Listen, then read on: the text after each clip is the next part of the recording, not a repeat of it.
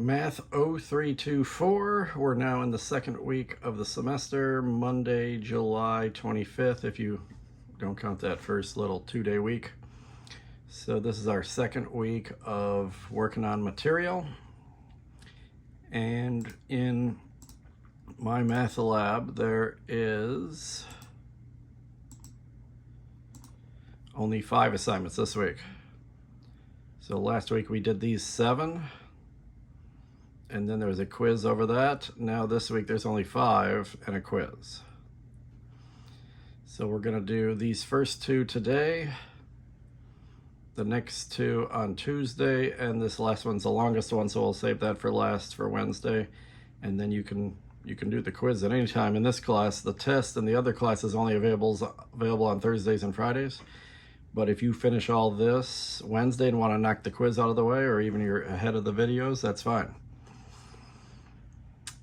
Okay, so we're gonna do homework 8, and there's only 8 questions in there.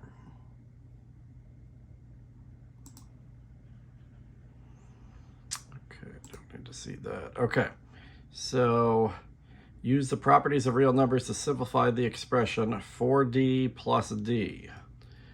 4d plus d is a little bit tricky. Let's come here. No, I always wanted to be there. So this is homework number 8. First problem is 4d plus d. In algebra, when a number in front of a variable is blank, it actually is a 1 and not a 0. So this problem is equivalent to 4d plus 1d. They never write the 1d in a final answer, but any variable, just x or d or w, it's literally one of those. If there was going to be no d for that slot, it would literally be blank. There wouldn't even be a d. And that's because 0 times anything is 0, and it would just disappear at that point.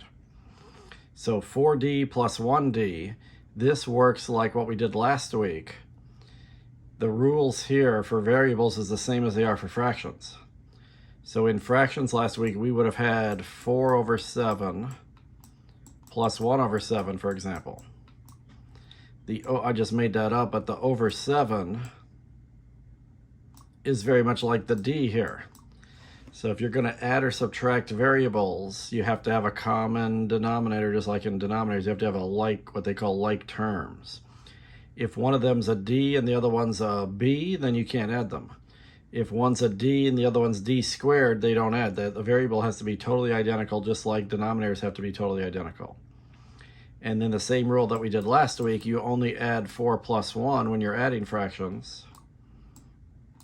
The denominator stays the same. Exactly the same thing happens here, and 4 plus 1 is 5, and you just put a d. It's not hard to do, but you got to keep the rules straight. When we get to multiplying and dividing, the rules are not the same, just like with adding and subtracting and multiplying and dividing integers and decimals and basic numbers. So the good news is if you know the rules for fractions, most people know the rules, they just don't like doing them. So if you know the rules, then it's exactly the same rule. It's not like totally different rules you have to learn all over again. So 4d plus d is the same thing as 4d plus 1d. Oh, I was doing the wrong number. It was actually 14, but same idea. 14d plus 1d is 15d.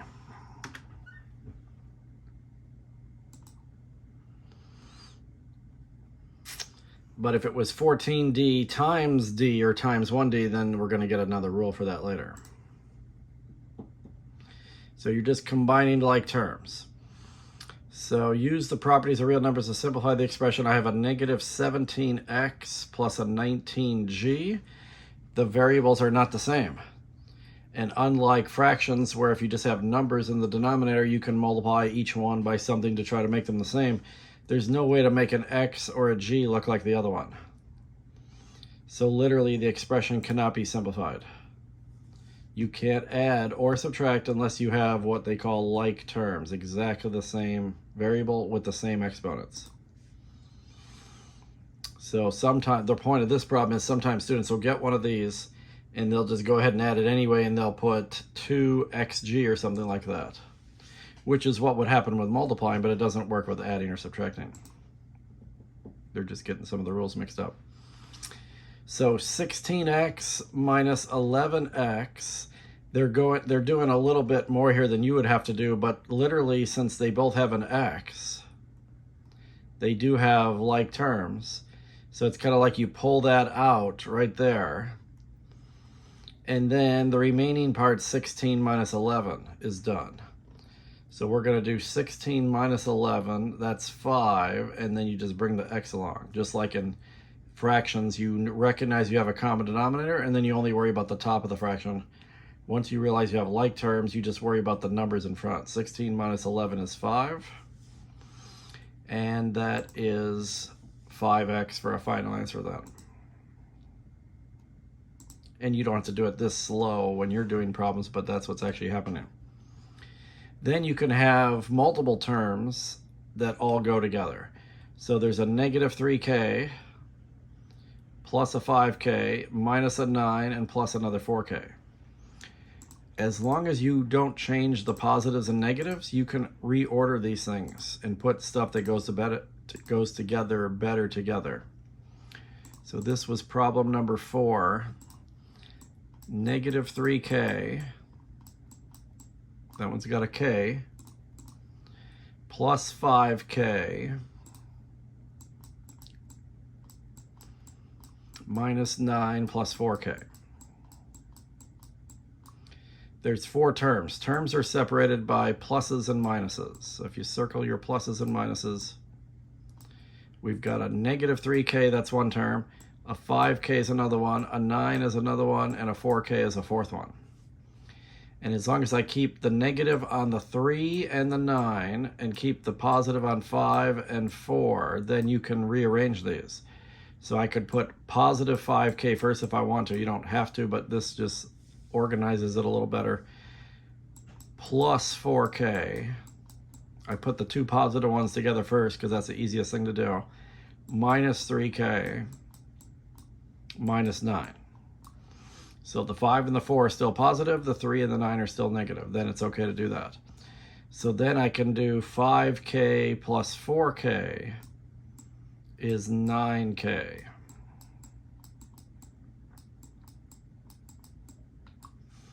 And 9k minus 3k is 6k. But just like that problem that had a x and a g, they either both have to have k or not have k in order to go any further. So this answer is not negative 3k. If it was 6k minus 9k, then it would be negative 3k. If it was just 6 minus 9, the answer would be negative 3. But since it's 6k minus 9, they're not like terms. They don't go together, and that's as far as you can go. Sometimes students will get almost the whole problem correct, and then they'll get it wrong at the end when they do stuff that's not allowed. That's actually just as common as making other kinds of mistakes. So a number of people, when they see this last step, they might think that that has a negative 3 answer in some way or another, but it doesn't. 6k minus 9. And I could have just done it in the order that it was. Negative 3k plus 5k, that's positive 2k. Since negative 3 plus 5 is positive 2. And then the 9 is different, so I could just do 2k plus 4k is 6k. And you can even write it backwards if you want. That's the same thing. I could just bring down the negative 9 and say that one's different, and then add the 2k and the 4k, that's positive 6k, and put that in the back. So 6k minus 9 is the same thing as negative 9 plus 6k. Because in both cases, the 9 is negative and the 6 is positive. As long as that's true, then the order doesn't really matter. It is a little more common to write it this way. There's sort of an unwritten rule that when you have a long list of terms in your answer, 2 or more terms, then you want to put the ones with the highest exponents first, all the way down to the lowest exponents. So 6k is actually 6k to the first power. And 9 with no k is literally k to the 0. You would never put this in your answer, but when there is no k, there's literally no k. It's a k to the 0 power because there's nothing there. And anything to the 0 power equals 1. 1 times 9 is 9, so 9k to the 0 literally does equal 9. Because k to the 0 is 1, and anything times 1 is itself. So we sometimes do that just when we're in the middle of a problem. We would never do that as a final answer, but it is helpful sometimes to put a k to the 0 into a problem, not right now, but later in math. And then you can see how these are in order. The highest exponent's a 1, and the second highest is a 0. Again, it's not wrong if you don't do that, but it's a common way of doing it. And then later you can get tricked on problems. If the exponents are out of order, sometimes that'll trick a student into what to do in the problem. So if you always put your exponents from highest down to lowest, then you can avoid being tricked sometimes. So 6k minus 9. Or I could have put -9 plus 6k. So this homework 8 only has 8 problems. There's 4 of the 8. So I'm going to give you a 4-letter word today for the magic word to email me. The first letter is W.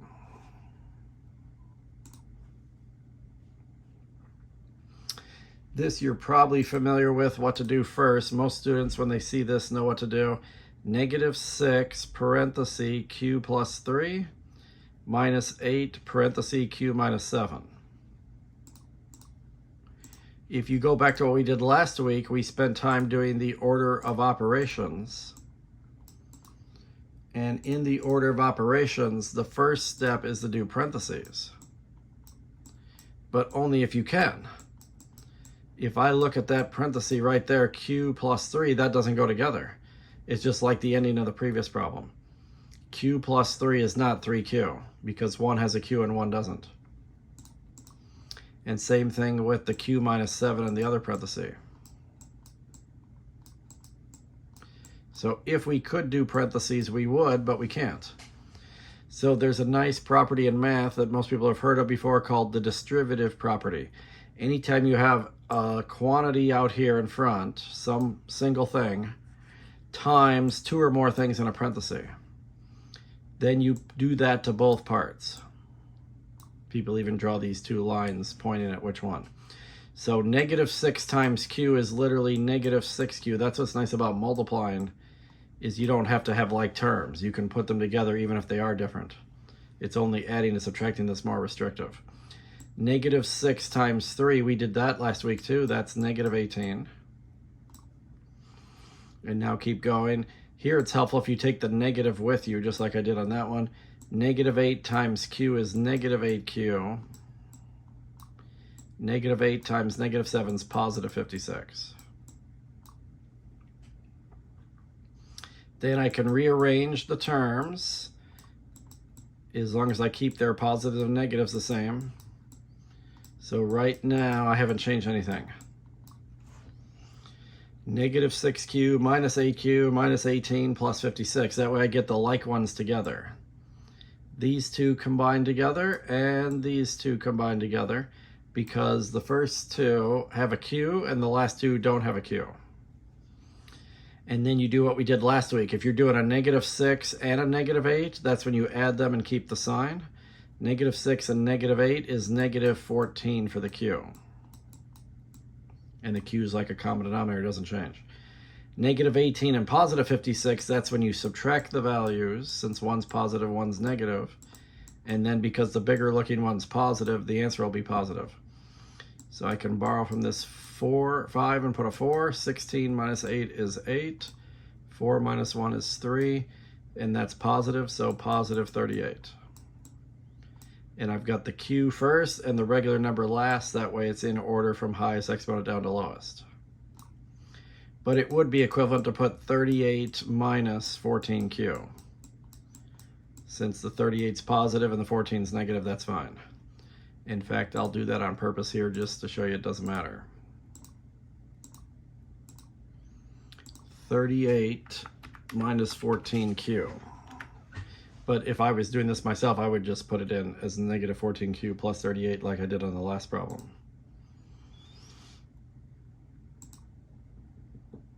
But it would be wrong to put 14q minus 38. You can't change the 38 to negative or change the 14 to positive. Okay, this has, the middle part of this is the same as a previous problem. There's just a simple distributive property right there in the middle.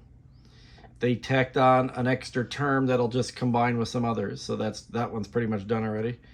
And then this little negative in front's a little tricky.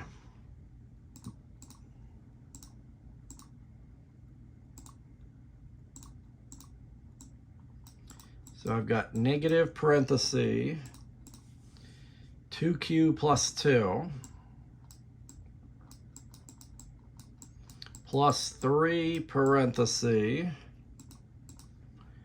2q plus 5, and then there's just an extra minus 2q at the end, which is okay. So the one easy step is 3 times 2q is positive 6q. 3 times 5 is positive 15. And you just bring down the negative 2q since it's a single thing. There's a lot of times in math where there's a blank involved, and this person doing the math has to know what the assumed value is. Most of the time, blanks are ones. So this little negative sign is actually a negative 1 times. If we're going to multiply by 1, we don't need to put a 1. That's why q is the same thing as 1q, because 1 times q, that's multiplication. So they'll often do that, just drop the 1 if it's some kind of multiplication with a 1. So then you want to do negative 1 times 2q, which is negative 2q. Negative 1 times 2 is negative 2. And if you can rearrange this stuff if that helps you. If you can do it as is and just do all the q's together. Negative 2q plus 6q, that would make 4q. Since the bigger one's positive, and then you would subtract 6 minus 2. Then combine that with this other negative 2q over here. 4 minus 2, that's 2q.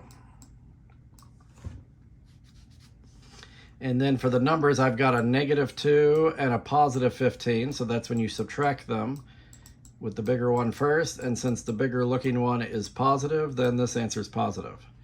And you just put plus 13 if it's positive 13. If it was negative 13, you put minus 13.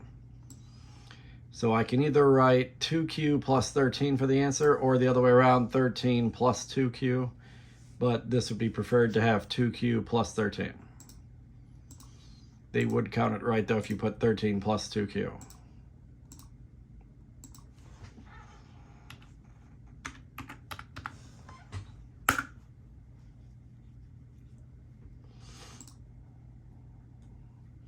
So anytime a parenthesis does not have like terms in it, then the way to get unstuck is to distribute.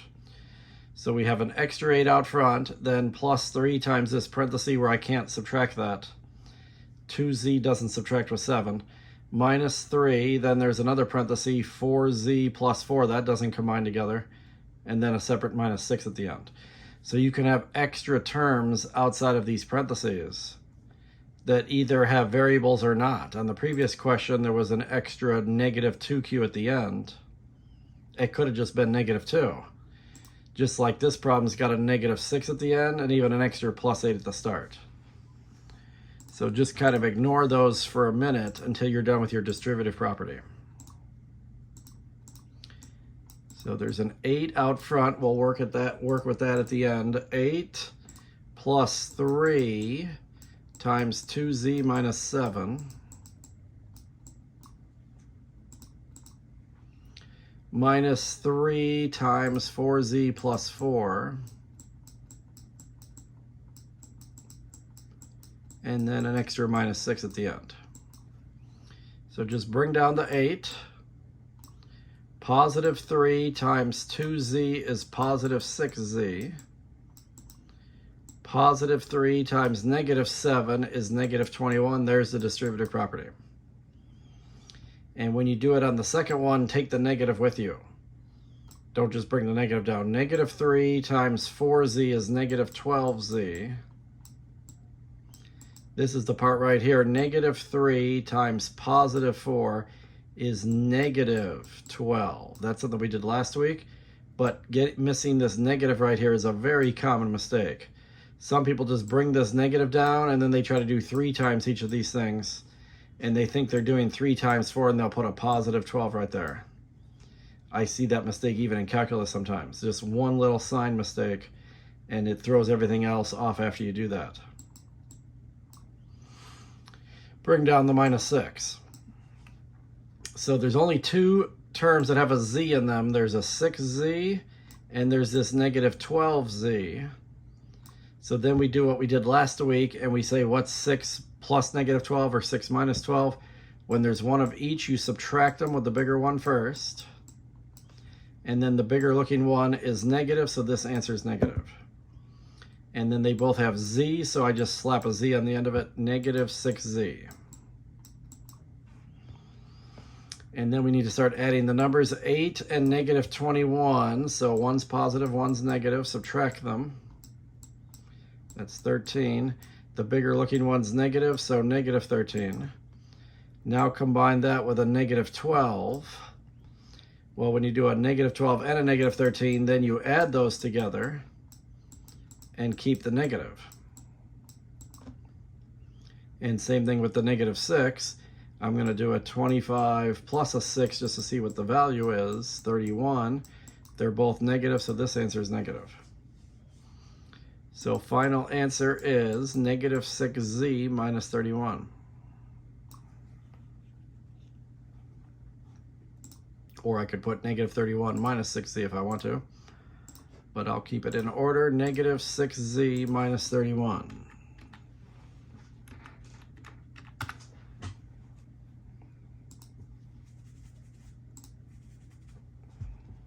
And then the final problem is just it works even if you have fractions or decimals. Here they have decimals. We didn't see fractions, but it would work with fractions too. 0.25 times 20 plus 4t minus 0.5 times 12 plus 2t. This is similar to a few problems ago, just with decimals. It doesn't have any extra outside parts. 0.25 times 20 plus 4t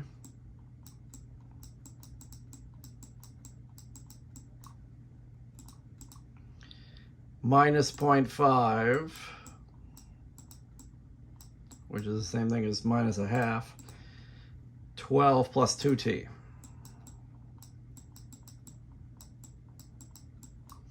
Well, multiplying by 0.5 is like a half. So if you do -½ times 12, half of -12 is -6, if you think of it that way.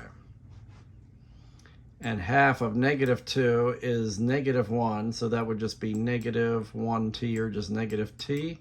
That's where they wouldn't put the 1, but you could put a 1 if it helps you to remember there's a 1 there.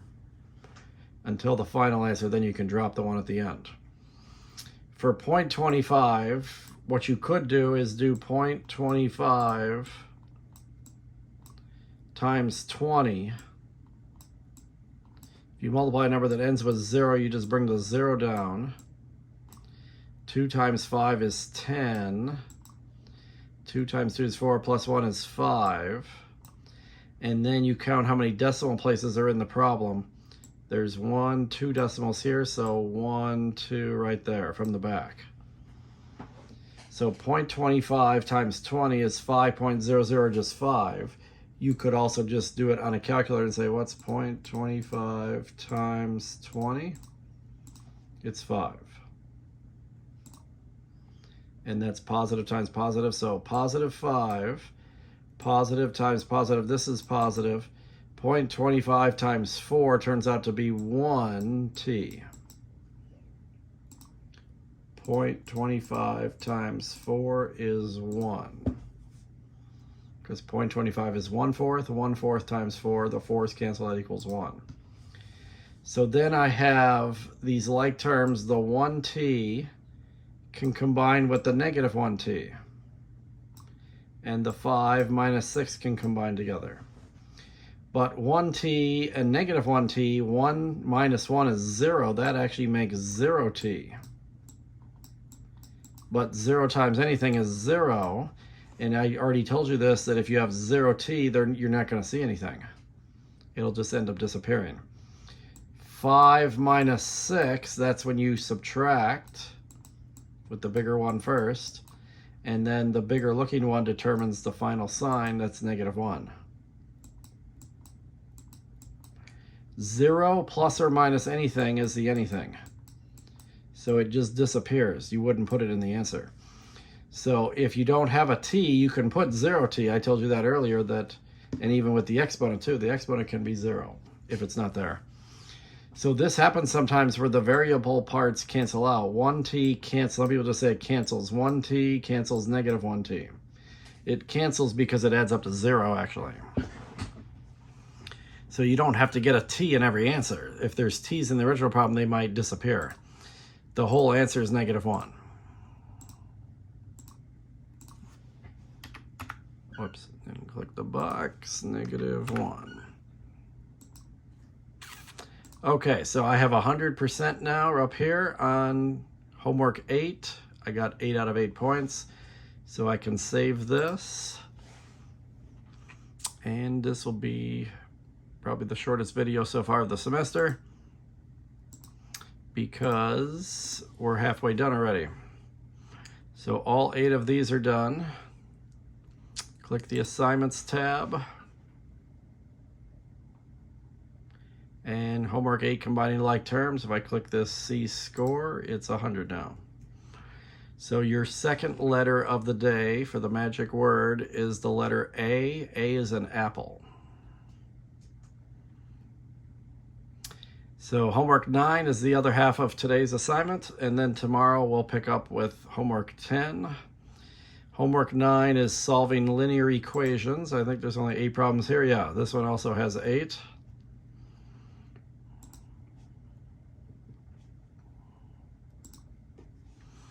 Okay, so this is similar to what you're doing, except what's different here is there's an equal sign. So you can add these like terms together like we did in the previous homework, only if they're on the same side of the equation. Homework 9, problem 1, has a 4m plus 15. Those do not add together. 4m plus 15 does not add together. Equals, now nothing in the last homework had an equal sign anywhere, equals 9m minus 5. So this is a typical algebra problem where you have m's on one on each side and numbers one on each side. This doesn't always happen, but this happens a lot actually. So whenever this occurs, the goal is to get the m's on one side or the other and the regular numbers on the other side. It doesn't matter which side you move to. What I usually do is I look for the smaller m to get started. 4m is smaller than 9m. So that's the one I would work with. But you can do it with the bigger one too. It just might make it a little bit harder at the end. So in order to get these together on the same side of the equation, to move something to the other side of the equation, you have to do the opposite of it to make it move to the opposite side. So the opposite of adding 4m, I have a plus 4m right there. The opposite of that, instead of taking 15 and adding 4m, I can subtract 4m.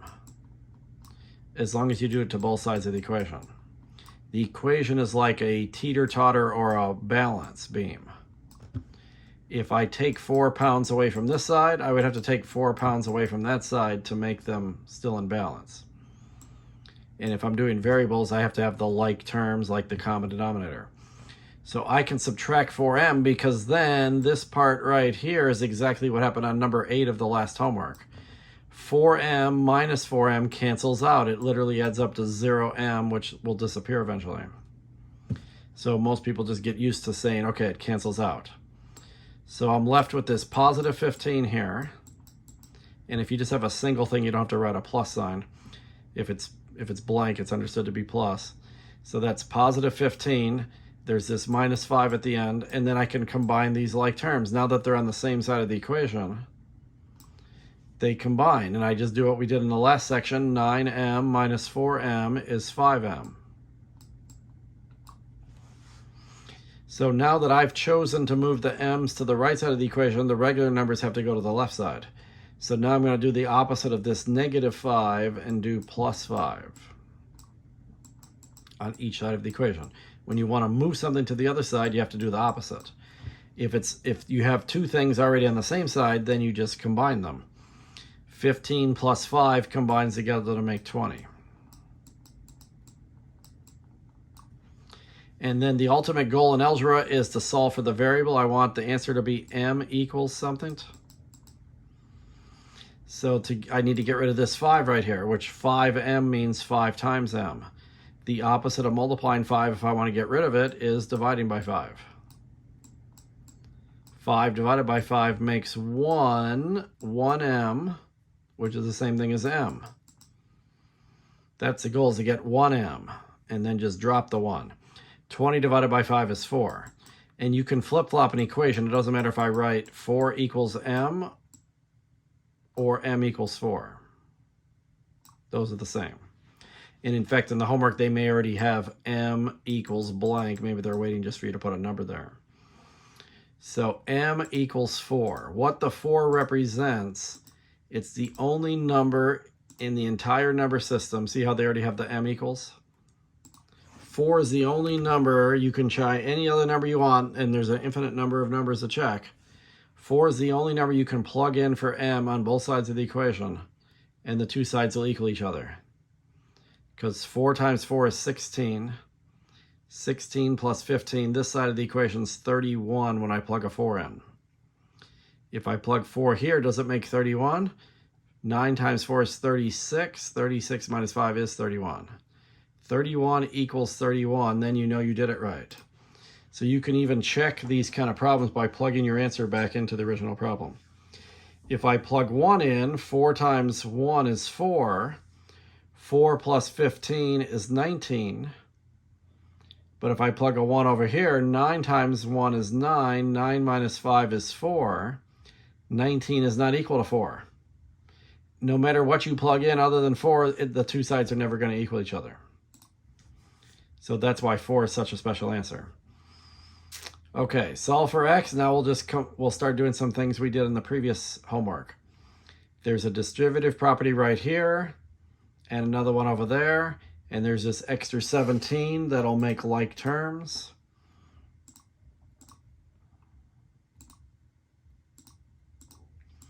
So number 2, 4 times x minus 3, and you can't do x minus 3 in the parenthesis. There's an extra plus 17 before you get to the equal sign. And then 3 times x plus 4.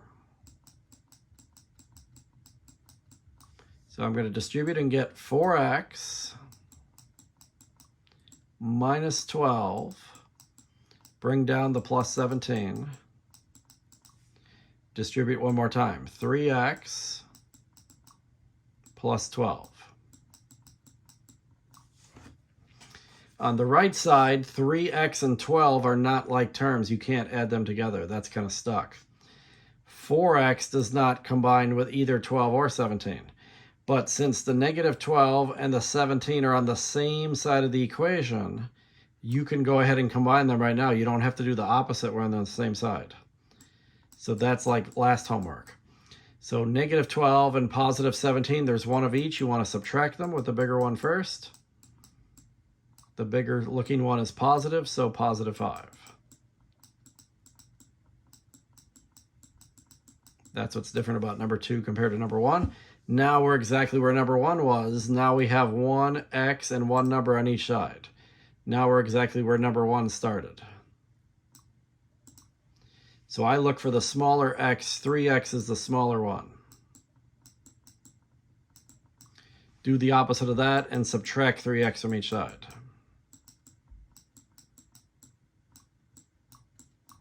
Four x minus 3x is 1x. Now I want to do the opposite of this, plus 5, so that the x is totally by itself, minus 5. 12 minus 5 is 7. X equals 7. There's the ultimate goal in algebra. 1x equals 7 or just x equals 7. And if I plug 7 back into the original problem, then I could actually subtract this parenthesis. 7 minus 3 is 4. 4 times 4 is 16. 16 plus 17 is 33. So does the other side make 33 also? Let's see. 7 plus 4 would be 11. And 11 times 3 is 33. See, then I know 100% that the answer is 7. 7's the only number that you can think of, the only number possible that would make both sides of these equations equal each other. That's why we solve equations. We want to know what makes the equation balanced. 7's the only number that does that.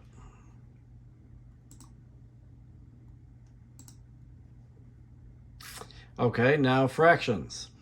But notice there's only one x in the whole problem, so we're just trying to get this x by itself. What does x equal?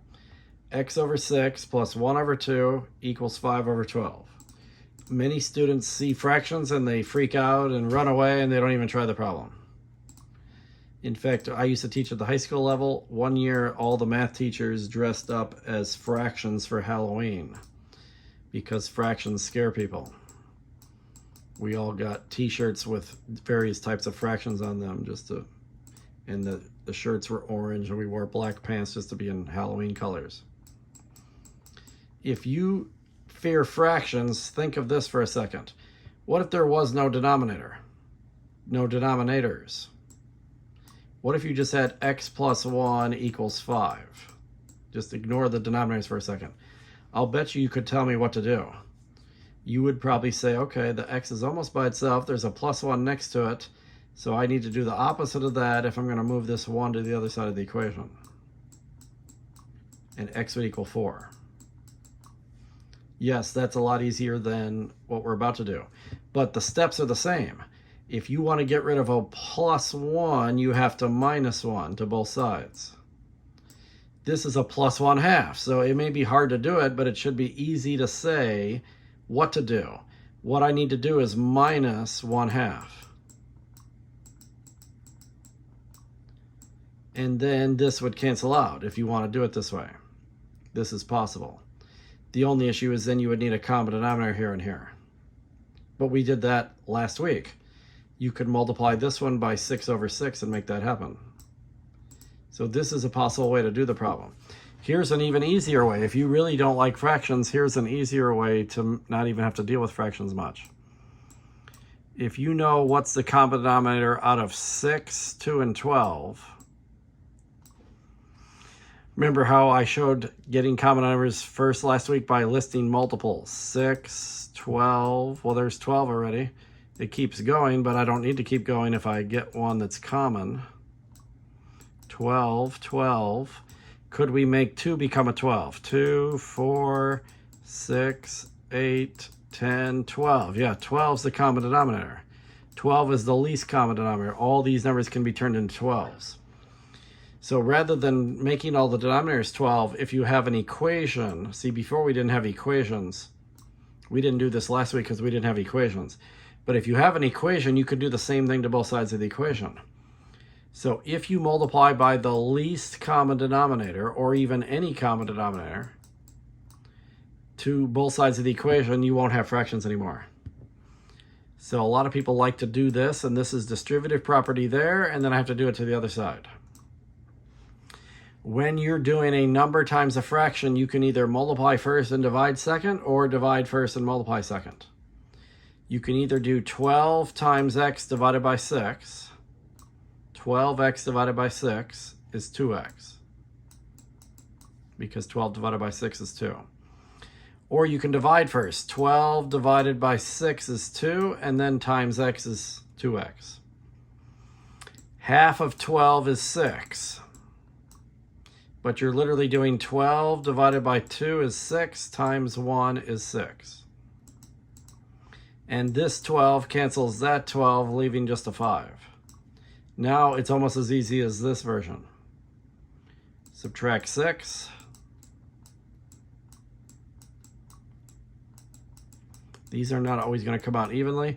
5 minus 6 is -1 because the bigger looking one's negative. and then divide by 2. If it doesn't divide evenly, you just leave it like that usually, especially if it doesn't reduce. So x equals negative a half. Now it's a little harder to check this answer in the original problem, but at least we got to the answer, a possible answer of negative 1/2. Simplify your answer, that's all it says. So I'm assuming they'll take this. I don't know if they would take negative 0.5. It doesn't say whether they want fractions or decimals. Negative 0.5 is the same as negative 1/2.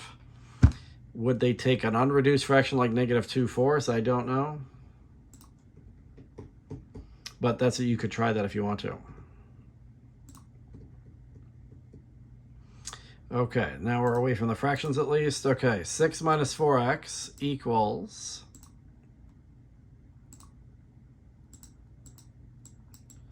6 minus 4x, those do not combine together, equals, the right side's got a 7x minus 9x plus 10.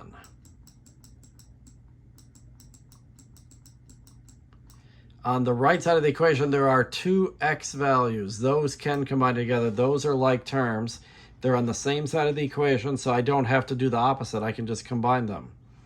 We had a similar one a second ago where there were two regular numbers on one side of the equation. So anytime you see what we had in homework 8 on one side of an equation, you can do that. I can't subtract 6 and negative 4 here. They're not like terms. But I can do 7 minus 9. Which is negative 2x. And now we're right where number 1 started, where we have an x on each side and a number on each side. Now, if you like to do the smaller x first, like I do, it's a little harder to tell what's smaller, negative 4 or negative 2. The bigger it looks on the negative side, the smaller it is. So negative 4 is actually smaller. It's not absolutely necessary that you go after the smaller one, but it makes things easier at the end if you do. I would do the opposite of that smaller x. I would add 4x. The reason this helps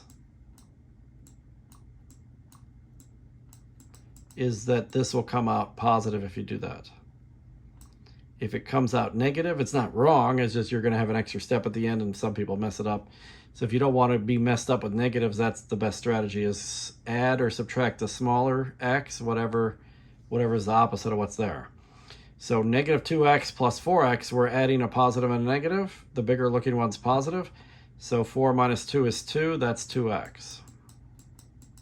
See, I have positive 2x. You could have added 2x to both sides to get rid of this negative 2x, but then this side would have a negative 2x, and that's okay, but then you have to worry about the negative. So now that I want the x's on the right, I want the regular numbers to the left, I need to move this 10 over there with the 6 across the equal sign. To move it to the other opposite side, I have to do the opposite. That's what makes this cancel out. 6 minus 10 is negative 4. Divide by 2. X is negative 4 divided by 2, which is negative 2. And we could check this because it's not such a messy original problem. And think of this as negative 4 times negative 2. Negative 4 times negative 2 is positive 8. 6 plus 8 is 14 for the left side. Is the other side 14? 7 times negative 2 is negative 14. Negative 9 times negative 2 is positive 18. 18 minus 14 is the same thing as negative 14 plus 18. 18 minus 14 is 4. And 4 plus 10 is 14. So yeah, both sides are 14. This is definitely the answer. Negative 2.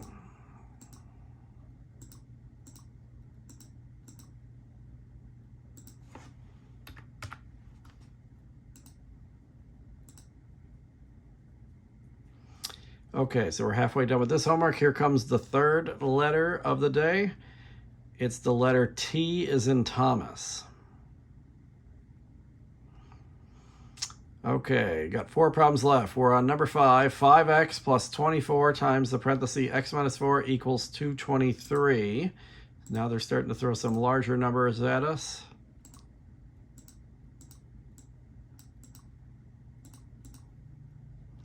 (5x plus 24) Then we have a parenthesis with x minus 4 that does not combine together equals 223. So there's no like terms anywhere, but I could do a number times a parenthesis with the distributive property. And the front of that's always easy. It's just literally 24x right there. 24 times negative 4. A positive times a negative is negative. And then I can just do 24 times 4 and get 96. Whoops, I put plus. 24 times 4 is 96. And then I already knew it was negative. Students get this kind of problem and they mix it up with these last couple. Remember the equal sign right here. I had an x on this side, I had an x on that side, then I had to do the opposite. But if they're already on the same side, you don't do the opposite. These you can combine. This is what we did in the previous homework. This is combining like terms. 5x plus 24x can make 29x because they're on the same side of the equation. Now I would like to get the 96 and the 200 together. Since they're on opposite sides of the equation, then I have to do the opposite. Add 96.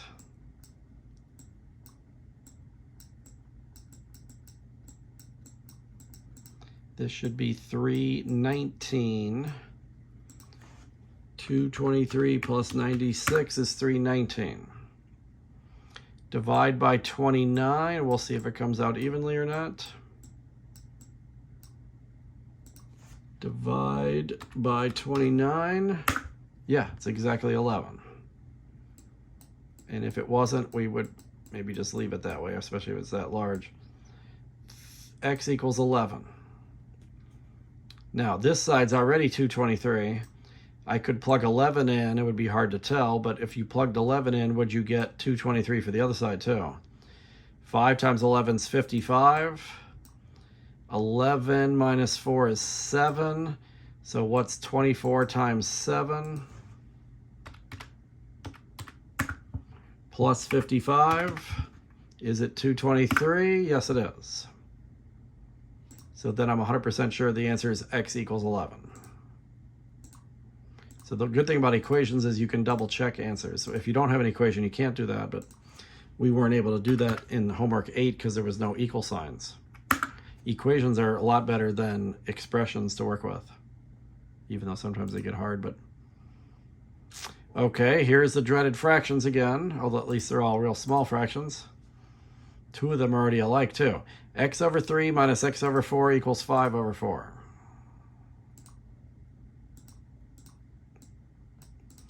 X over 3 minus x over 4 equals 5 over 4.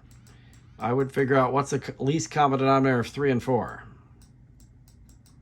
They don't have anything in common. They only divide by 1. 3 divided by 1 is 3. 4 divided by 1 is 4. Make the big L. 1 times 3 times 4 is the least common denominator, 12. You could have done the multiples too. 3, 6, 9, 12. 4, 8, 12. 12 is the common denominator one way or the other. If you know the common denominator for an equation, you can multiply everything by that and you won't have fractions anymore. And just do the division first. 12 divided by 3 is 4. 4 times x is literally 4x. Bring down the minus. 12 divided by 4 is 3 times x is 3x. Bring down the equals. 12 divided by 4 is 3. 3 times 5 is 15.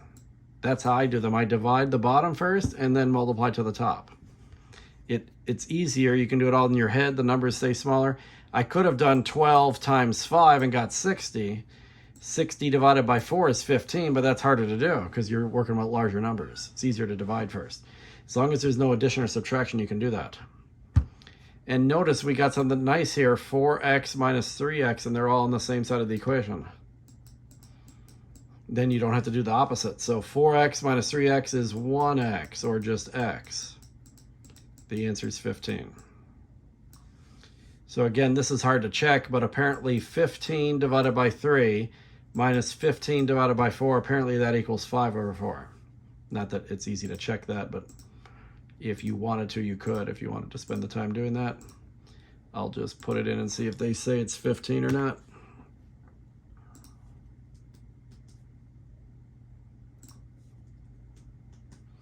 Okay, this is different. It took me a second to figure out what was going on. 3x minus 7y equals 21. Solve for y. Now they're going to start throwing more than one variable at us. Number 7. 3x minus 4y. There's an x and a y. Oh, I said it wrong. 3x minus 7y equals 21.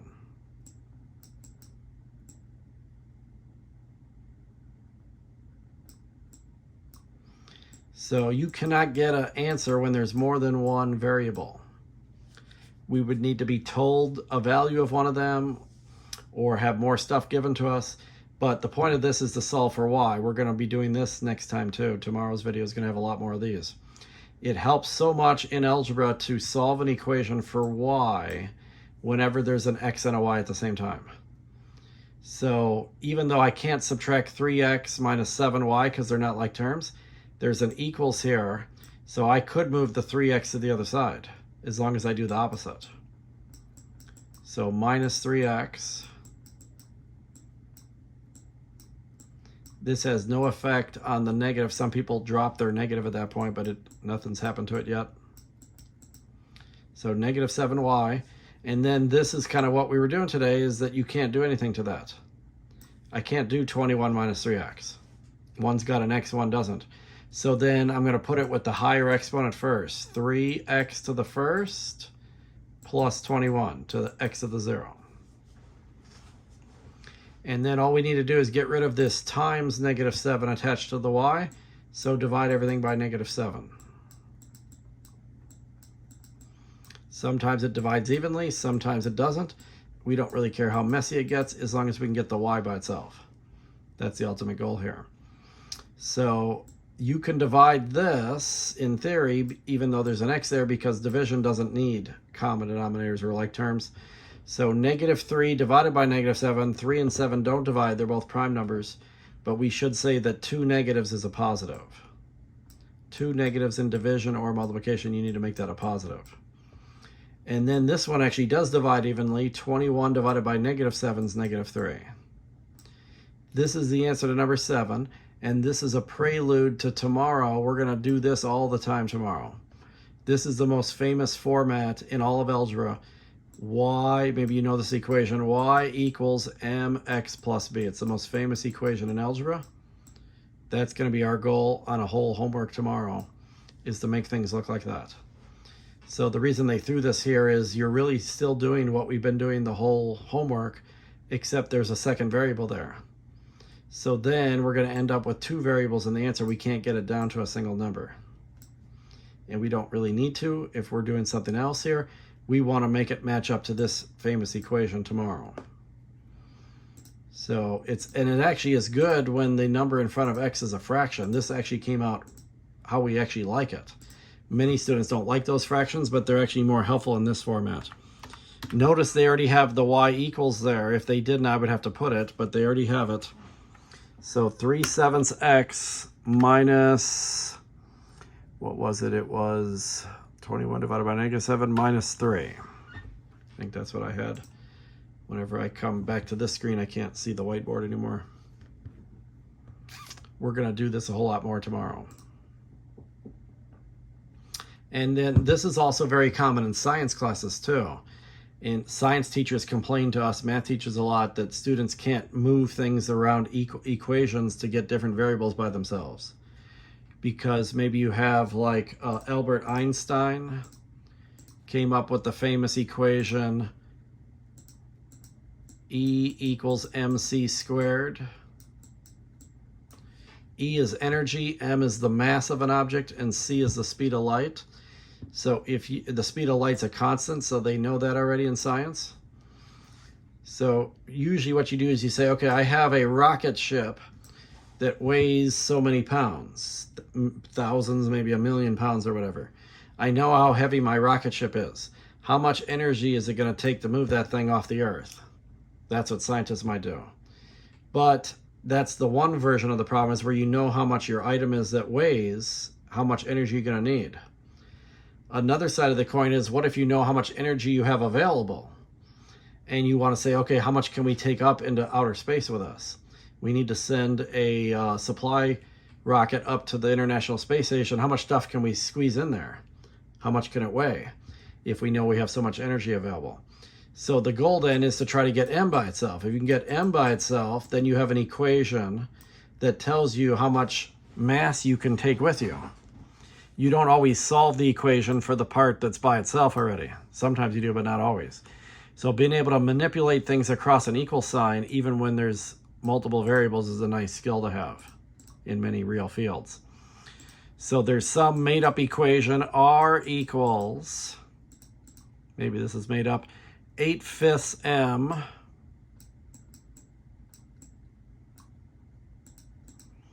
plus 30, and they want you to solve it for m.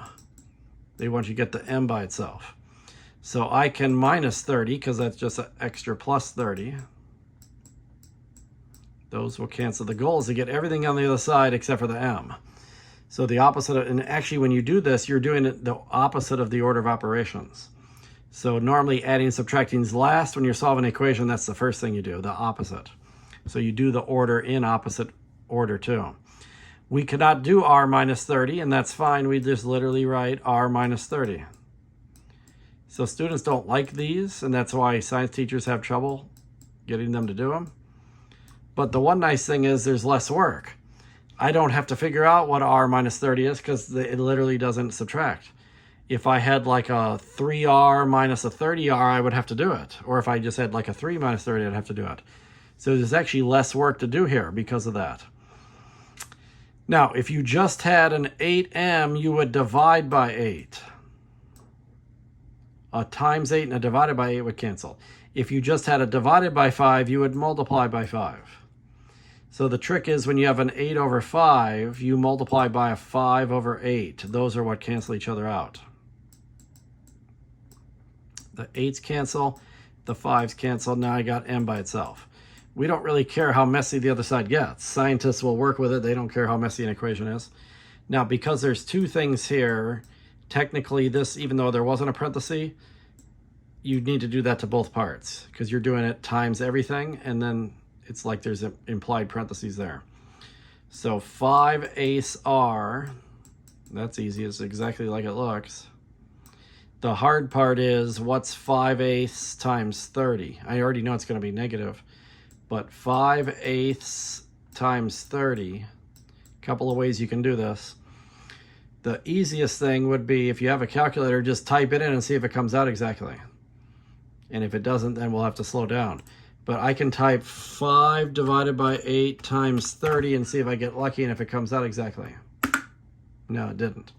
Okay, so then now we have to try to reduce. So the 30 and the 8 both divide by 2. This is what we're doing last week.